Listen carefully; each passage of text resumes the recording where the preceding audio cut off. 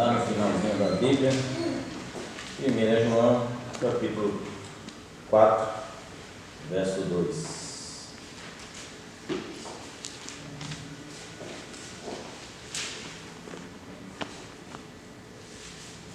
Amém? Deixa os caras sentados mesmo, tranquilo. Vamos meditar um pouco hoje, vamos falar de situações aí. 1 João, capítulo 4, o verso 2. Todo mundo encontrou? Amém. Vamos embora. Nisso reconheceis o Espírito de Deus. Todo Espírito que confessa que Jesus Cristo vem em carne é de Deus. E todo Espírito que não confessa a Jesus não procede de Deus. Pelo contrário, esse é o Espírito do Anticristo, a respeito do que tens ouvidos, que vem e presentemente já está no mundo. Amém? Senhor, em nome de Jesus, nós te louvamos e bendizemos. Obrigado pela tua palavra, obrigado por aquilo que o Senhor tem feito em nosso meio. Em nosso meio, o Senhor tem visitado o teu povo e não tem desamparado. Nessa noite, Pai, nós iremos tratar de assuntos, ó Pai, que são relacionados ao teu reino, Senhor. Por isso, ó Pai, aqui e agora é tu, o poder é teu, a unção é tua, Senhor. Tudo que tem nesse lugar é teu, Senhor. Os ouvintes são teus, Senhor. Aquele que vai ministrar é teu. Então, Senhor, não há nada em nós, ó Pai, que podemos te oferecer, além de um coração contrito, Senhor, e de um espírito quebrantado, Senhor. Nessa noite, Pai, fala conosco, nos ajuda, Senhor, a divulgar a tua palavra, Senhor, a sermos, ó Pai, boca de Deus nessa terra, sem ofender, ó Pai, sem, ó Pai, menosprezar a ninguém, mas sendo, ó Pai, aleluia, ó Pai, cuidadosos, ó Pai, e zelosos pela tua palavra, Senhor, porque é a tua palavra que nos leva para o céu, em nome de Jesus. Amém e amém. Amém?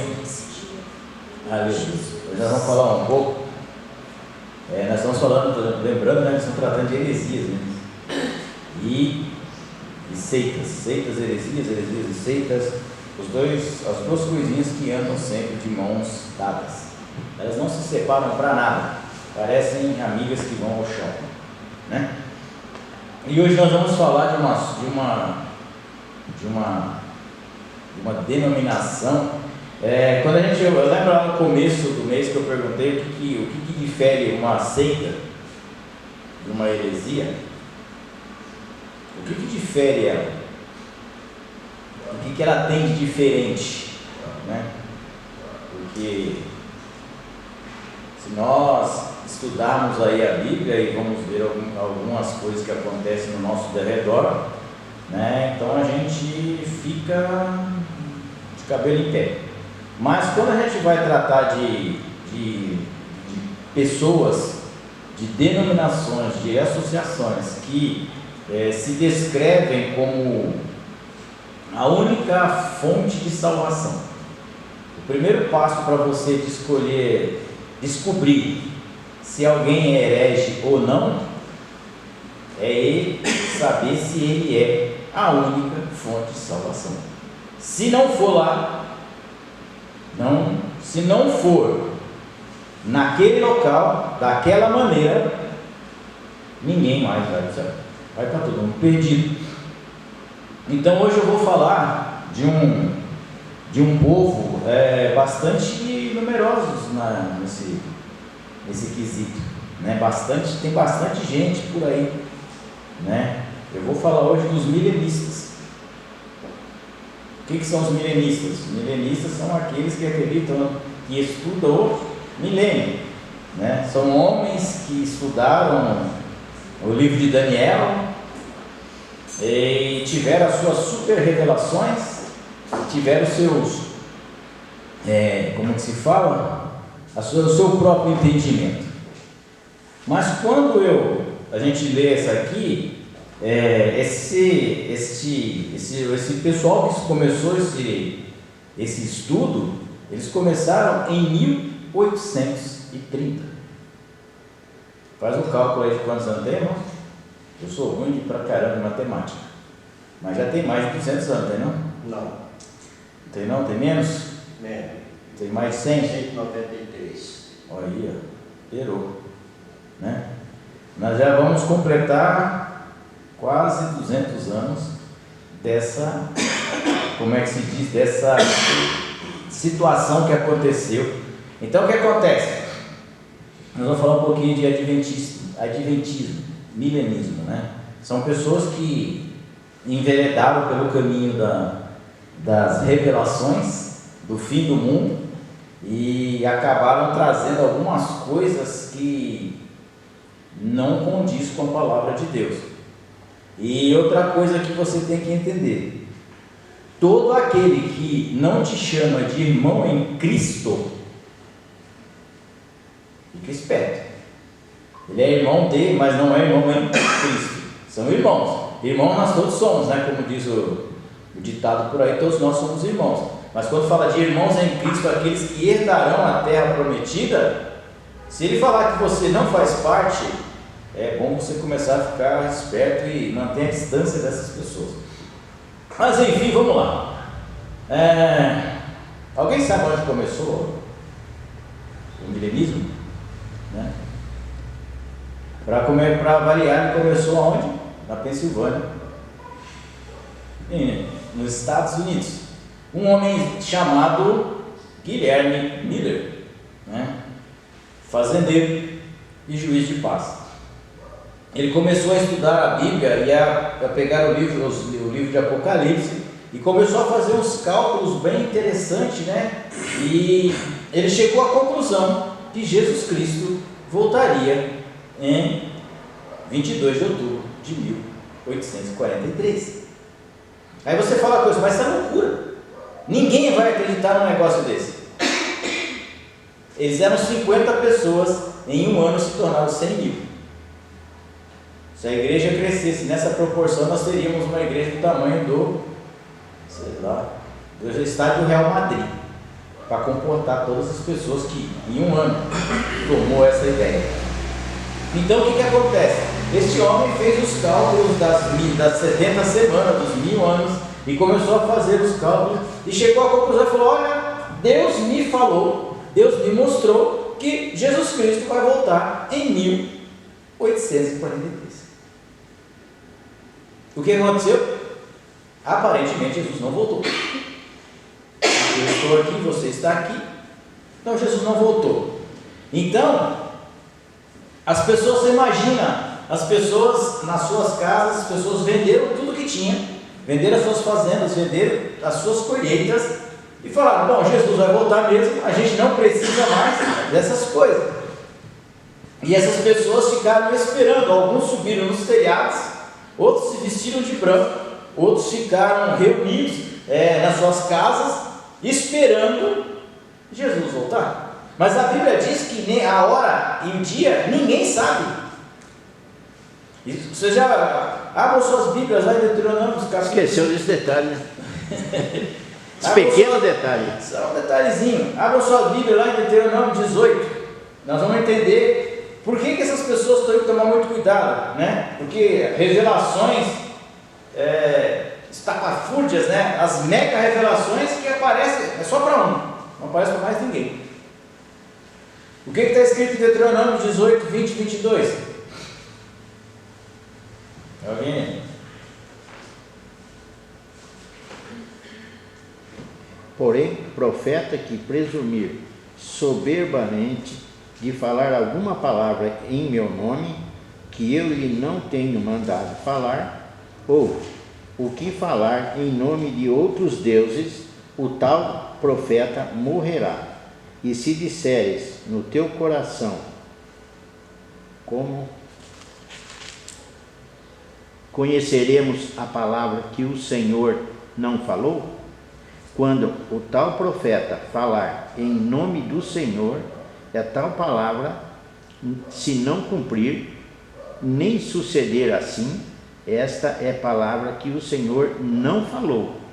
Com soberba a falou o tal profeta. Não tenhas temor dele. Então, tem duas coisas que acontecem quando você profetiza e isso não acontece, né? Lá no livro de Deuteronômio, quando Moisés escreve isso, Deus dá duas orientações para ele. Primeiro, você mata o cara. Simples assim. Pega ele, pega umas pedrinhas, joga pedrinhas nele. Tranquilo. morreu. A segunda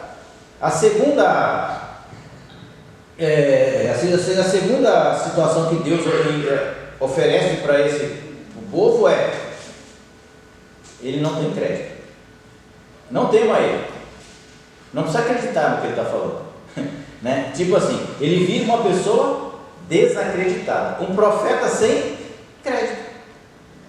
Então, tipo, este Sr. Miller aqui, ele profetizou, aí todo mundo pensa que ele desistiu, né? Ah não, 1930, né? 1830 vai acontecer. Não aconteceu nada. 22 de outubro passou, todo mundo ficou de branco esperando acontecer, não aconteceu nada. Ele falou: não, gente, eu fiz o cálculo errado. Eu não puxei o Excel até o final. Então está faltando aqui faltou uma data. E ele pega e fala: mas vai acontecer na mesma data, 22 de outubro do ano que vem. E as pessoas continuaram acreditando. Irmãos, para comigo. Se já não aconteceu na primeira, você vai ficar esperando a segunda? É ruim. Terrível. Aí a gente pensa: como é que as pessoas são enganadas, facilmente manipuladas, né? E aí a Bíblia diz que quando chegou no ano seguinte, para surpresa deles, o que aconteceu? Nada de novo. A mesma coisa de nada. E este cara pegou, só que este cara, o Guilherme Miller, ele falou: meu, eu errei. Você não errou. Eu vou dar uma versão para a sua revelação. Porque quando a gente quer arrumar a revelação, a gente inventa um jeito de arrumar a revelação. E ele falou: não, você não errou não. É que é o seguinte: Jesus voltou, mas não para a terra. Ele voltou para o Santo dos Santos. Até então ele só estava no Santo. Agora ele está fazendo expiação no Santo dos Santos.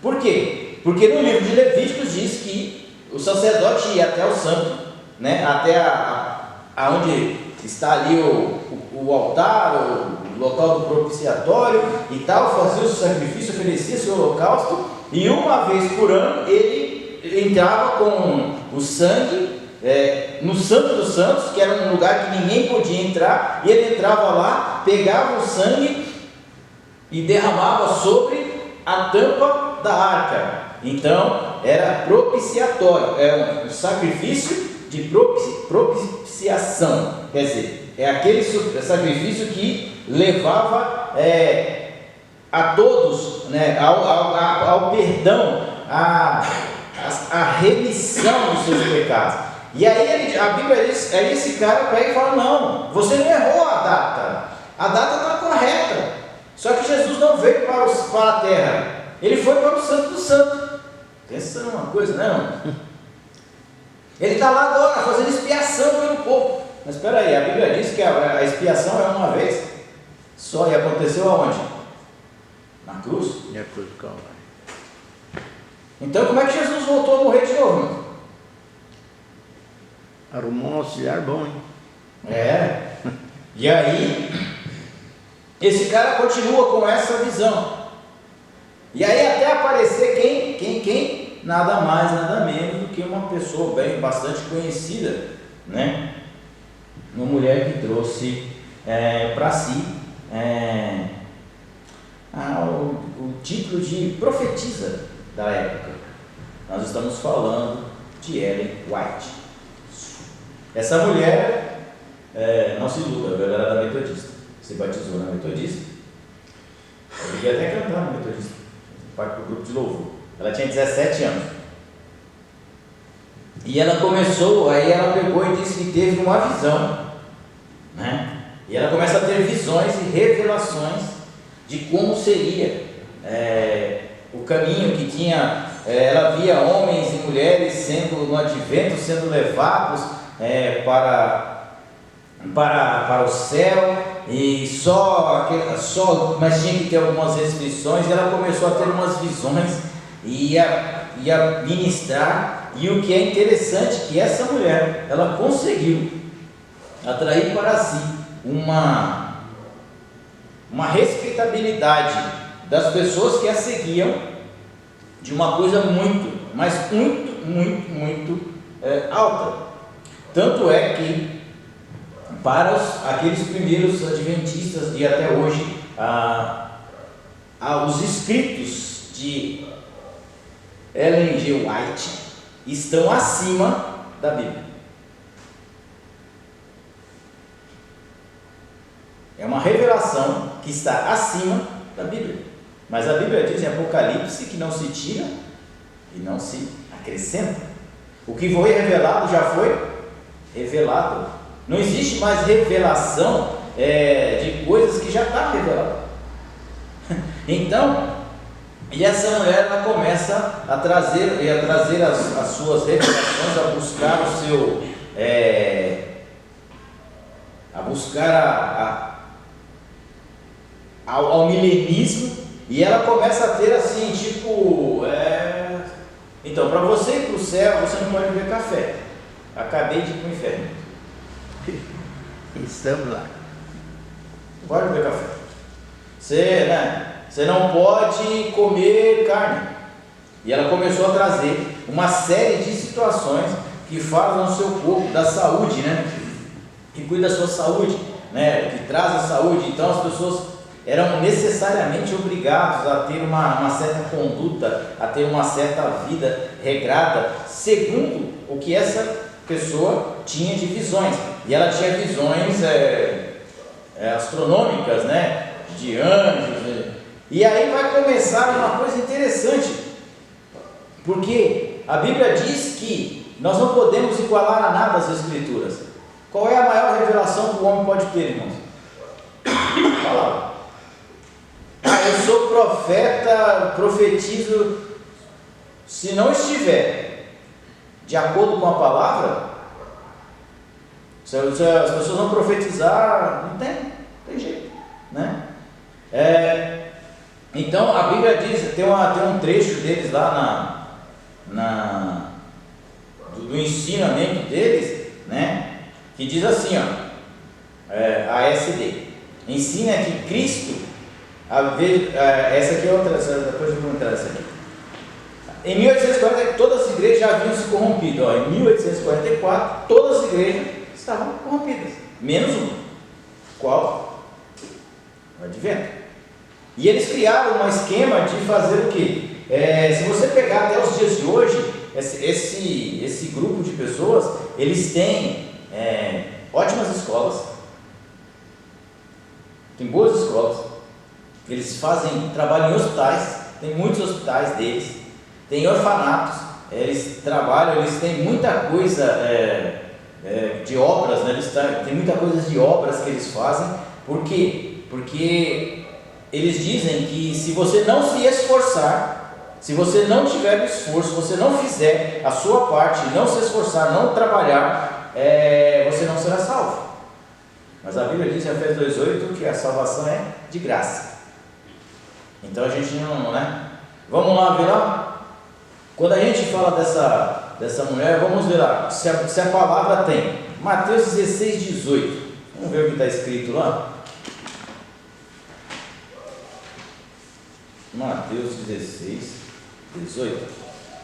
Se der tempo, hoje nós falamos de outro aí, que de vez em quando também aparece na nossa vida. Mateus 16, 18.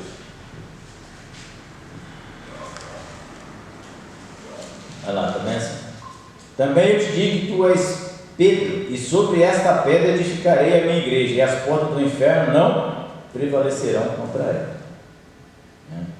Então aqui Jesus está falando assim, Pedro, você é uma pedrinha que vai edificar sobre a pedra de esquina, e a porta do inferno não vai prevalecer contra ela. Está falando disso, né? Em 1 Coríntios, capítulo 3, 11.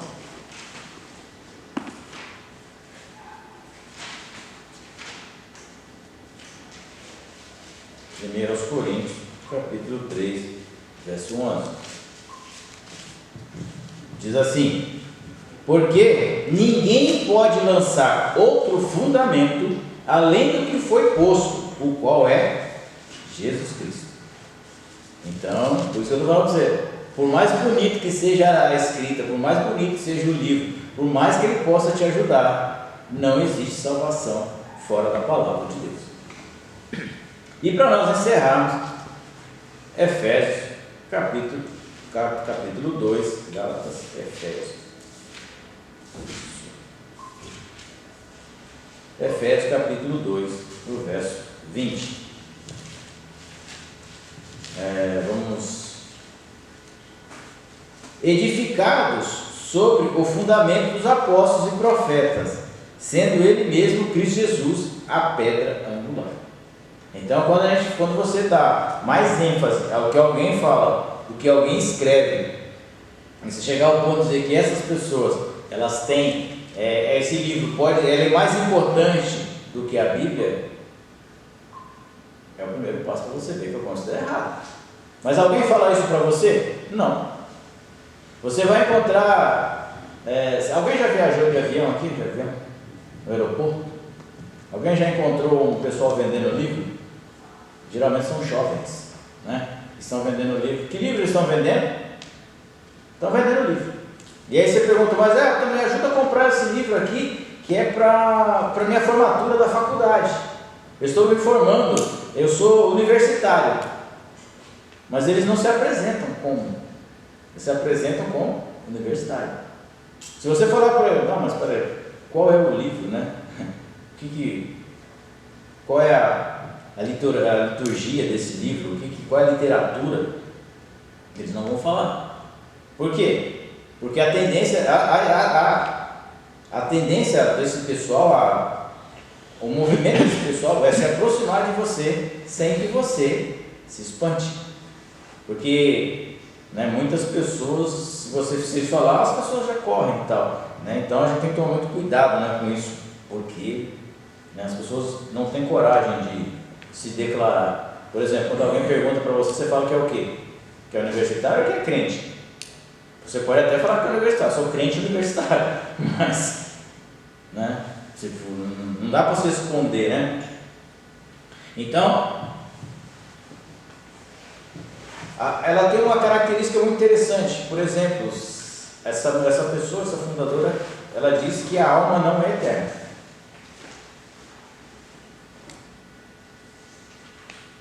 E a Bíblia diz que é. Tipo, a alma, o que é a alma? A alma na Bíblia é contada como pessoa, né? Quantas almas tem no recinto? Né? Quantas almas? Aí agora na psicologia é o psique. Os pensamentos, os sentimentos, né? Aquilo que o homem pensa, né? Então, na doutrina de Cristo, né, ensina. Então, mais uma vez aqui, nós vamos entender uma coisa interessante. Essa fundadora, essa White, ela diz que quando Cristo veio ao mundo, ele tomou sobre si a natureza pecaminosa do homem. Se ele tem que ser igual a mim, ele tem que pecar. Mas pecou. Embora tentado em todas as coisas, não pecou. Está lá em Filipenses, né? E isso aqui, como a gente fala assim, eu estou pegando um trecho do estudo deles, tá? Não é que eu peguei isso aqui, não, né? Ensina que Cristo, ao vir ao mundo, tomou sobre si a natureza pecaminosa do homem. Cristo participou da natureza pecaminosa caída, senão seria então em tudo semelhante a homem, senão não seria como homem. Estudo bíblico, página 140, página 141. Então, gente, a gente tem que tomar muito cuidado. Cristo veio à terra como homem, por isso que eu li o texto de 1 João capítulo 4. Aquele que não crê que Cristo veio como homem e não teve pecado, alguma coisa está errada, né? Esse pessoal, eles não criam na Trindade, né? Pai, Filho e Espírito Santo, né? A Bíblia diz ao contrário, que a Trindade é real, ela existe, né? Então a gente começa a entender e fala assim, mas espera aí, essas pessoas fazem isso? Fazem. A pessoa que não guarda o sábado, ela está condenada. Mas a Bíblia não diz isso. Vamos Vamos ver se diz. Colossenses capítulo 2, versos 16 e 17. Porque guardar o sábado não é sinônimo de salvação. Guardar dias não é sinônimo de salvação. A salvação está em Cristo Jesus. É Cristo que salva, não é o dia. Não é a lua. É Cristo que é o nosso Salvador. O que está escrito aí? Na tradução de voz. Colossenses 2, 16 e 17. Filipenses e Colossenses.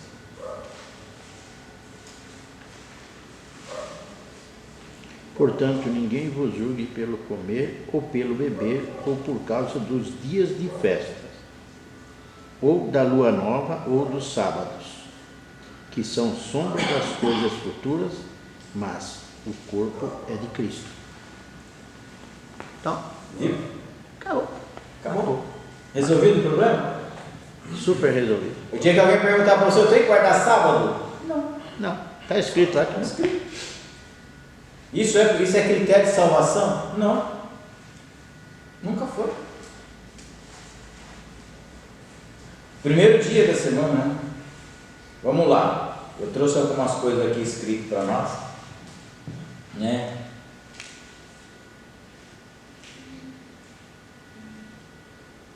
Adventistas e Assembleias, os dois conceitos, insistem em dizer que o decálogo é obrigatório. O decálogo significa os 10 mandamentos. Assim vivem no Antigo Testamento, afirmando que todos os não sabadistas são transgressores da lei. O antigo conceito, porém, foi dado a Israel, que não cumpriu.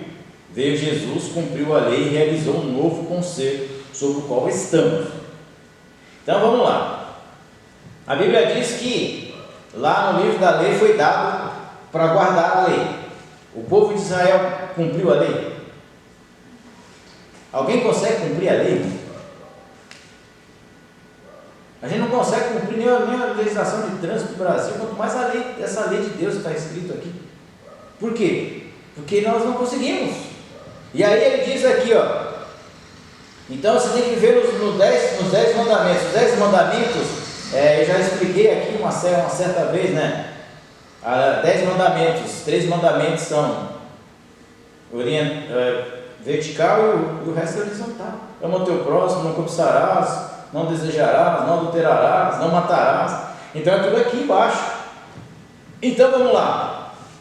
Então, para quem não guarda o sábado, está morto, está perdido, está destruído. Já foi.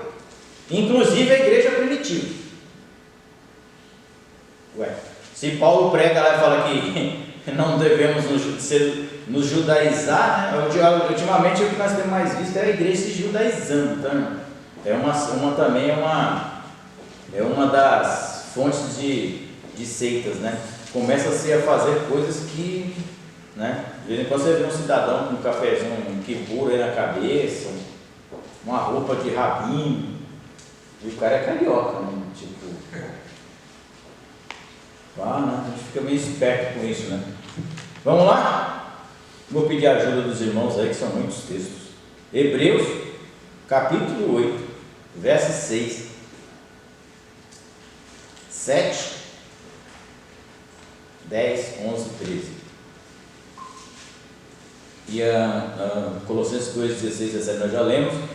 E Hebreus 12, né? A gente não vai ler todo ele, né? Vai falar também. E Gálatas 4, o verso 21 a 26. Eu estou aqui já em Efésios, Gálatas. Eu já estou aqui.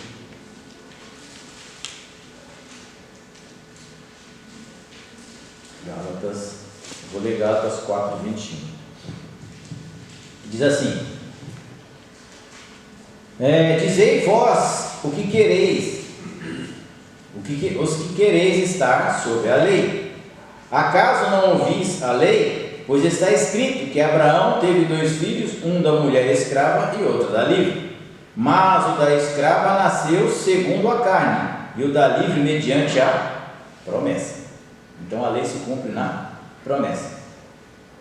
Estas coisas são alegóricas, porque estas mulheres são duas alianças. Uma, na verdade, se refere ao Monte Sinai, que gera para escravidão.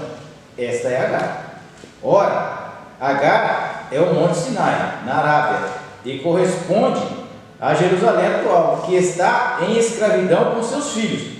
Mas a Jerusalém de cima é livre, a qual é nossa mãe, porque está escrito: alegra-te, ó estéril, que não dá luz, exulta-te, clama tu que não estás de parto, porque são mais numerosos os filhos da abandonada do que os que têm marido. Amém? Alguém aí abriu aí em Hebreus aí? Qual que é o capítulo? 8, Qual que é o versículo? 6, 7, 10, 11, 13. Mas agora alcançou ele ministério tanto mais excelente, quanto é mediador de um melhor concerto, que está confirmado em melhores promessas. Porque se aquele primeiro fora irrepreensível, nunca se teria buscado lugar para o segundo. Porque repreendendo-os lhes diz: eis que virão dias, diz o Senhor, em que com a casa de Israel e com a casa de Judá estabelecerei um novo concerto, não segundo o concerto que fiz com seus pais, no dia em que os tomei pela mão para os tirar da terra do Egito.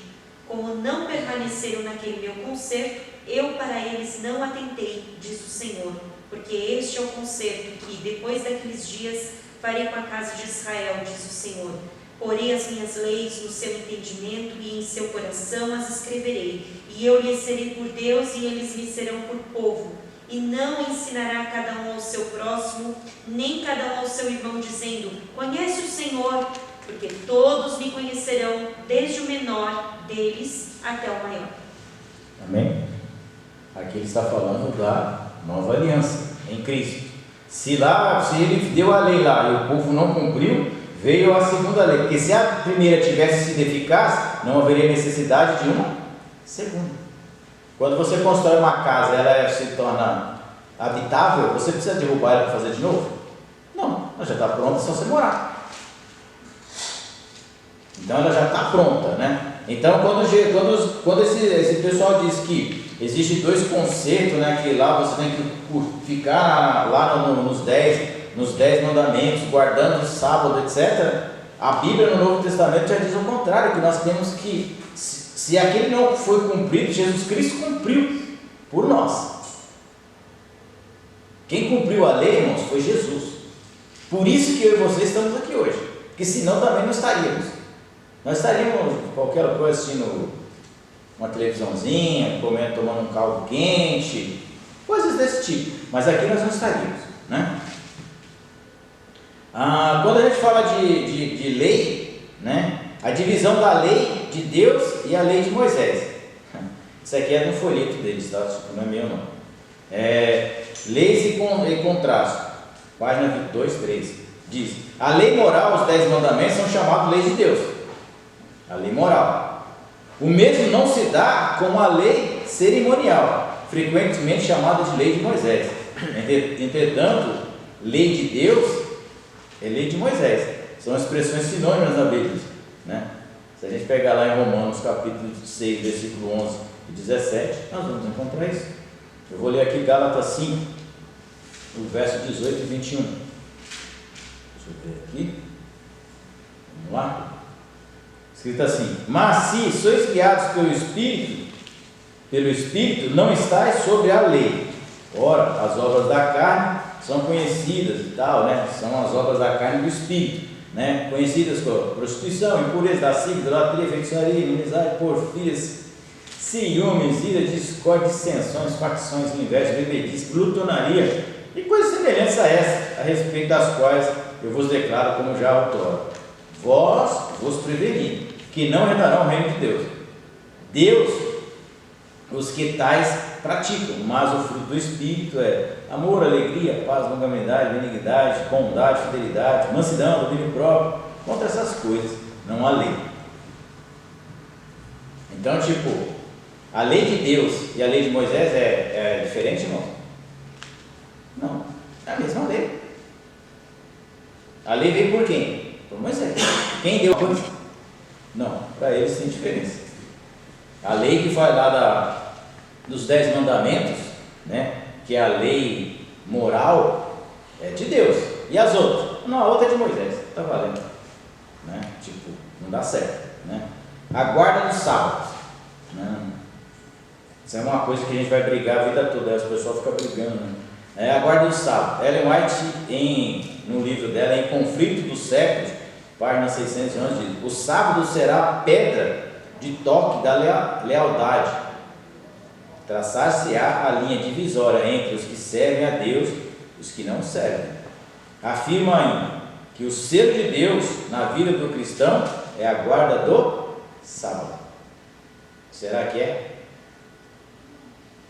Inclusive, eles acreditam que vai surgir uma lei onde será obrigatória a guarda do domingo. E aí eles entendem que estão próximos do fim. Que daí, na verdade, eles veem no Papa como o anticristo, o verdadeiro anticristo, que vai determinar o dia do descanso. Gente, não dá para brigar, né? Mas vamos lá? Será que é? Que o sábado é o selo do crente? Oséias. Eu vou abrir aqui em Oséias, que é mais fácil de achar. Deixa eu achar aqui Oséias aqui, nós vamos ver. Daniel, depois Daniel. Achei. Oséias 2:11. Esses livros são bons para a gente ver, mas a gente nunca acha eles na Bíblia, né? Diz assim: farei cessar todo o seu gozo e as suas festas de luas novas, os seus sábados e todas as suas solenidades.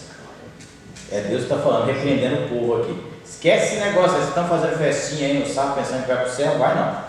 Quer dizer, não. Mas vamos lá, né? Isaías, esse é um pouco mais fácil de achar.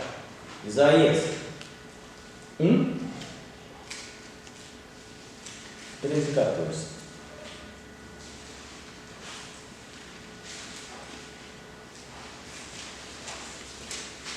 Livro do profeta messiânico, capítulo 1, 13 e 14. Diz assim: não continuareis a trazer ofertas vãs, o incenso é para mim abominação, e também as festas das luas novas, os sábados e as convocações das congregações. Não posso suportar a iniquidade associada ao ajuntamento solene. Deus está falando assim: não adianta nós vir no sábado aqui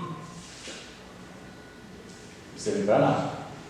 É como os fariseus que mataram Jesus, falando: vou matar logo, porque é sexta-feira, dia da Páscoa, não pode matar na sexta não, senão vai ficar ruim, só vai ser pouco. Como é que vão matar o rapaz?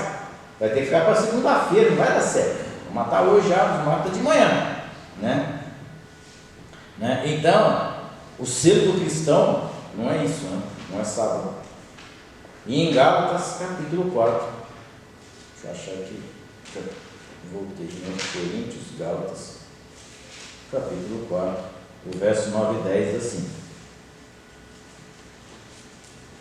mas agora que conheceis a Deus, ou antes sendo conhecido por Deus, como estáis voltado outra vez aos rudimentos fracos e pobres, aos quais de novo quereis ainda escravizar-vos. Guardai dia e meses e tempos e anos, receio de vós tenha eu trabalhado em vão para convosco. Paulo está dizendo aqui o Gálatas. Paulo começa a carta de Gálatas de uma maneira bem carinhosa, né? Ó insensatos, mas falta de sensatez. Por que abandonasse tão rápido o saísse da graça para a lei? Porque tem um pedra no sapato lá falando no ouvido das pessoas, e as pessoas não querem ler a Bíblia e guardam e comem qualquer conversa que tem lá, né? A guarda do domingo, essa aqui é muito interessante também, eu achei legal. Dizem os adventistas que a guarda do domingo é de origem pagã. Cita o folheto, vamos lá, o folheto, né? Porque guarda o domingo, dicionário Webster, que reza, chama-se assim, Sunday, dia do sol, porque era antigamente dedicado ao sol ou ao seu culto. Por esta lógica, a guarda do sábado também é de origem pagã, pois, eu não sei falar sábado em inglês, oi? Saturday. Como? Saturday. Aí, viu? É bom ter poliglota na igreja. Eu não sei falar nem mineiresmo, né? E o sábado em inglês, sabe o que significa? Dia do Deus Saturno. Se era por causa do dia do Deus Sol, o sábado é dia de Saturno. Irmãos, então também é a origem pagã, que era celebrado, né? Se não for meu engano, era o Deus Baco, né? Que celebrava também junto com Saturno. Se não for meu engano, agora, se não for falar besteira, é melhor ficar quieto, né? E guarda o domingo. Quem guarda o domingo é o sinal da besta, 666. Para usar Deus, o selo de Deus na vida do cristão é a guarda do sábado. Logo afirma que todos que não guardarem o sábado receberão o sinal da besta. Efésios, capítulo 1. Vou ler aqui, verso 13.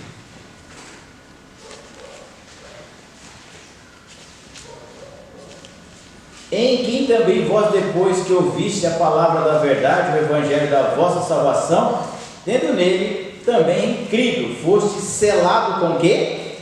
Com o Espírito da promessa, o qual é o penhor da vossa herança, até o resgate da sua propriedade, em louvor da sua glória. Então, o selo do cristão é a promessa, o Espírito Santo de Deus. Tanto é que tem algumas denominações mais antigas, eu não sei se ainda pensam assim hoje, que quem não fala em línguas não foi batizado pelo Espírito Santo, né? Quem é dos mais antigos aqui vai saber disso. Tipo, você tem que falar em línguas para ter batismo pelo Espírito Santo, mas onde está escrito isso na Bíblia? Não está. Mas a gente deduz, só porque é uma forma, evidência física. Então quer dizer que aquele que tem o dom de discernimento, esquece. Que tem dom de profecia, dom de sabedoria da palavra, então não aparece. Você não vê quem fala. Tipo, gente, são coisas que a gente não tem, não pode levar muito a sério, não, né? 2 Timóteo, capítulo 2:19, diz assim, entretanto, o firme fundamento de Deus permanece tendo este selo: o Senhor conhece os que lhe pertencem, e mais, apartai da justiça todo aquele que professa o nome do Senhor. Vamos voltar aqui, né? Em Gálatas 4:9 vai dizer do fruto do Espírito, né? Deixa eu ver se é isso mesmo. Não, desculpa, não. Em 2 Coríntios 2 Coríntios capítulo 6, verso 7. Isso é para você aprender um pouco, né? Para você não cair nesses engodos por aí que tem por aí. 2 Coríntios capítulo 6, verso 17, diz assim: por isso, retirai-vos do meio deles, separai-vos do Senhor, não toqueis em coisas impuras, eu vos recebereis. Deixa eu ver aqui, isso, Romanos 4:25, nós estamos aqui pertinho. Romanos 4:25 diz assim: o qual foi entregue por causa das nossas transgressões e ressuscitou por causa da nossa justificação. Então o selo do cristão é Jesus Cristo. A presença, a manifestação do selo é os dons do Espírito Santo, é o fruto do Espírito. Então não existe essa de guardar, se não tiver o sábado você não é selado. O selo é a presença de Cristo em nossas vidas, fruto do Espírito e dons espirituais para crescimento da obra. Deixa eu ver aqui mais uma aqui para a gente continuar lendo aqui, porque tem bastante versículo que contradiz essa turma, né? Apocalipse capítulo 1, o verso 10.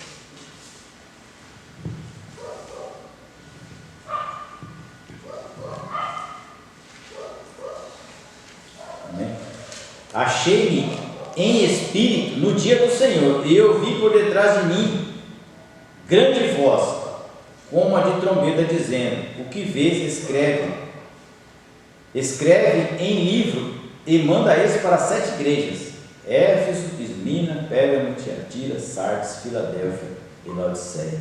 Então está falando aqui, ó, achei-me em espírito no dia do Senhor. Então não se preocupe muito com isso aí. Então a gente está aqui, você tem que ver algumas coisas que são basicamente, como é que se diz? Fábulas inventadas por pessoas. Homens e mulheres que dizem ter visões, devaneios, e criam esse tipo de coisa. Aí você fala mais das pessoas, e as pessoas continuam acreditando. Ainda hoje. Continua. Mas por quê? Porque não lê a Bíblia? Será? Ou é porque querem continuar no erro? É uma pergunta que eu faço para você como crente aí, já de velhas caminhadas. As pessoas não querem mudar ou as pessoas não conhecem? Em alguns casos não conhecem, não sabem. Em outros casos elas não querem.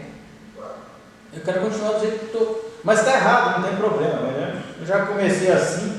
É o famoso cara Gabriela. Nasci assim, vou morrer. Tem conversa, né? Tipo assim, né? Eu ia falar um pouquinho hoje, é que não deu tempo. É muita, né? É muito versículo, é muita coisa, né? Esse pessoal consegue enxergar coisas que a gente não faça a menor ideia, né? Da onde está, né?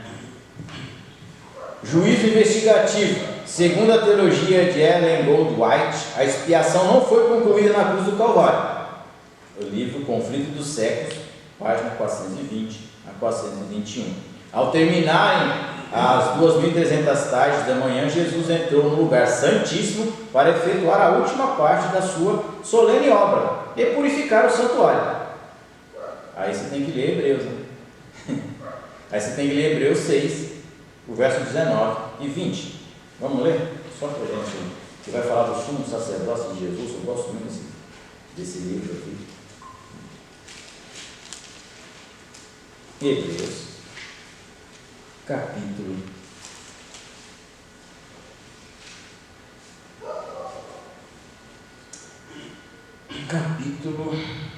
6, verso 19 e 20. Já estou aqui.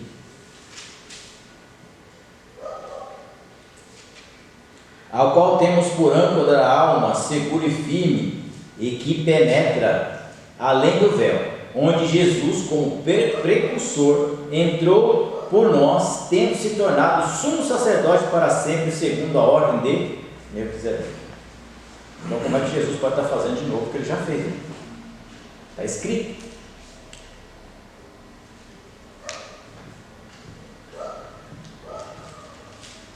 Aqui eu tenho uns 30 versículos aqui, se os irmãos quiserem, depois eu... né? Tem Levíticos 16:2, Números 7:8, Samuel 4:4, 2 Reis 9:15, Êxodo 26:33, Hebreus 1:3. A gente tem uma infinidade de versículos que contradiz esse ponto. Jesus agora está fazendo a obra no Santo dos Santos, está purificando. Esquece isso, tá? A doutrina da natureza de Cristo, né? Cristo veio à terra, tornou sobre si a natureza pecaminosa do homem. Já falei sobre isso aqui. Cristo participou de nossa natureza pecaminosa caída, senão seria em tudo semelhante, irmãos. Não seria como nós em tudo. De sua parte humana, Cristo herdou exatamente o que era todo filho de Adão, uma natureza pecaminosa. É colocar Cristo abaixo do pedestal, né? Cristo é Deus, os caras querem colocar ele como pessoa comum, né? Mas aí, se você ler lá, por exemplo, com Lucas 1:35, você vai ver que não é bem isso, não. Se você ler João 8,46, também não vai dizer isso. E se você ler 1 Coríntios 15,45, também não vai dizer isso. Se você ler Colossenses 2,9, também não vai dizer isso. E se você ler Hebreus 4,15, também não vai dizer isso. Vai dizer que Cristo não pecou, mesmo tendo as fraquezas e limitações, tendo fome, tendo sede, sentindo dor, cansaço, fadiga, ele não pecou. Né?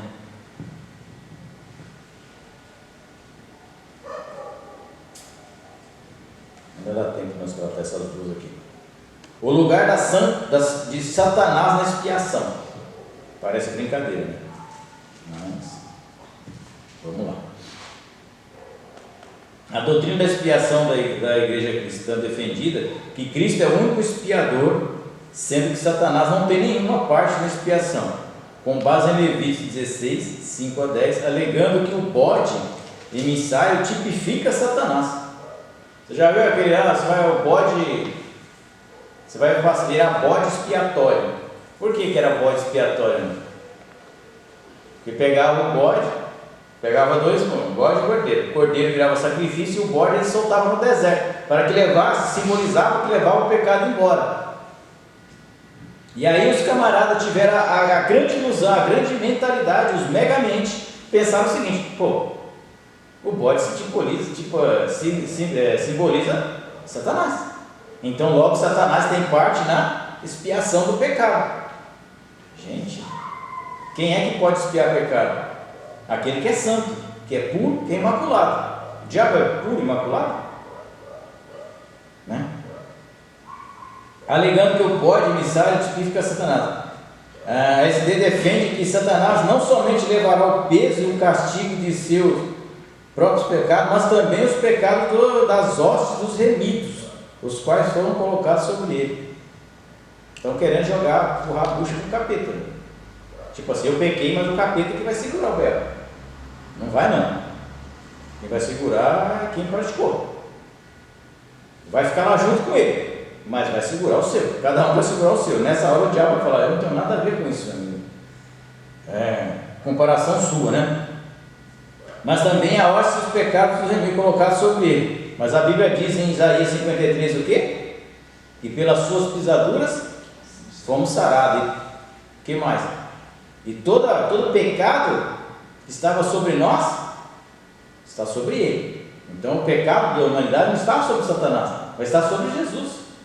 Está sobre Jesus. Jesus, quando morreu na cruz do Calvário, pegou toda a nossa carga, embora não precisasse, né? Aí Mateus 8, 16, 17 também fala do mesmo assunto. João 1, 29 também. 1 Pedro 2, 24 e 3, 18. Agora, para nós encerrarmos essa aqui com chave de ouro. A mortalidade ou sono da alma? O livro Subtilezas do Erro, página 249, diz: o que o homem possui é o fôlego de vida, ou vida. É o que dá animação ao corpo, que lhe é retirada por Deus quando expira. E o fôlego é retirado no ar por Deus. Mas não é a entidade consciente ou o homem real, como querem os imortalistas. A Bíblia desmente tal doutrina. Então, tipo assim, quando você pede, esse fôlego vai embora, Deus retira o fôlego, resolveu o seu problema. Acabou. Essa aí não existe mais. Seu problema aqui é zerou. Não tem mais problema, não tem mais nada. Sua vida vai ser uma beleza. Morreu lá, não tem alma. Se ele não tem alma, para que Cristo morreu, irmão? Tipo, na questão de salvação da vida do homem. Para quê? Vai salvar o quê? Pet? Não. Cristo morreu para salvar pessoas, né? E aí diz assim, dormir refere-se ao corpo. Mateus, vamos lá, abrir lá Mateus 17:52, para nós ir embora. Prometo que nós iremos embora. Só vou terminar de ler esses 3 versículos aqui. Mateus 27:52.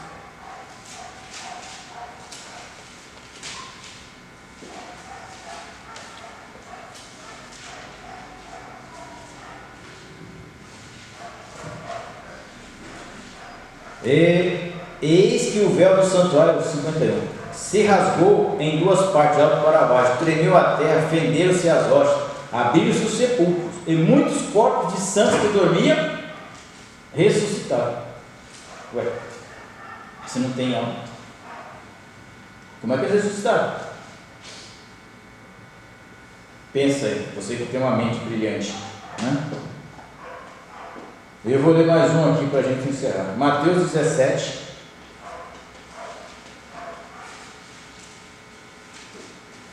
do 1 ao 3. Vamos lá? 6 dias depois tomou consigo a Pedro e os irmãos Tiago e João e os levou, em particular, a um monte, a um alto monte. Foi transfigurar diante deles, e seu rosto resplandecia como o sol, e suas vestes tornaram-se brancas como a luz. E eis que lhe apareceram quem? Moisés e Elias falando com ele. Bem, se não tem alma, o que esses dois estão fazendo aqui? Acabou a alma, morreu, se sumiu, então desistiu, desaporou, acabou. Não, nunca acabou, está aqui escrito. Então você vê que são pontos na Bíblia que você tem que tomar muito cuidado, porque senão você é enganado, é engabelado. Você vai encontrar muitos desses caras e eles vão defender essas teorias deles com incidentes. Mas a Bíblia joga por terra todo esse tipo de ensinamento. Todo tipo de... Porque se você não coloca Cristo no devido lugar dele, de Salvador, já é o primeiro passo, já é uma heresia. Tipo assim, tem lugar que os caras dão uma inventadinha, dão uma enrolada. O cara coloca Cristo como alguma coisa comum, um homem comum. Cristo não é comum. Quem é comum sou eu e você. Não é? Cristo é excepcional. Cristo é maravilhoso. Cristo é santo, poderoso, Criador dos céus e da terra, Rei dos reis, Alfa e Ômega, princípio e fim. Esse é o nosso Cristo. E é Ele que nos salva. E é Ele que nos garante a salvação. É Ele que nos garante vitória sobre o nosso inimigo. É Ele que nos garante um novo cântico, uma nova vida, uma nova história. Então, vamos parar de achar coisas aí, né? O dia que você encontrar alguém dessa denominação, você entenda que se você não consegue discutir com ele, nem ouça. Vai embora e fala, depois eu converso com você, tchau. Né? Porque geralmente essas pessoas, eles não querem ouvir Bíblia. Eles querem discutir Bíblia. Se você é crente ou não.